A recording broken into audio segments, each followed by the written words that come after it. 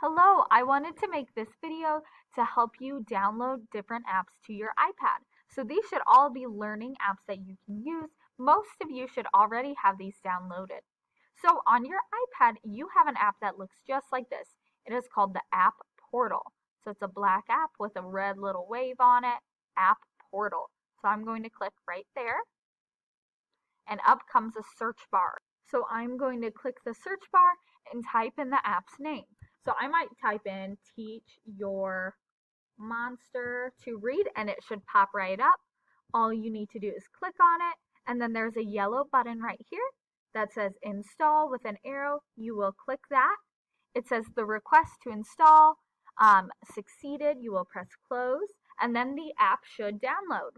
So you can download Teach Your Monster to Read, or there is another app that you can use called Flash to Pass right there. It has 1+1, just like this. So that is how you can download our school appropriate apps on our school iPad.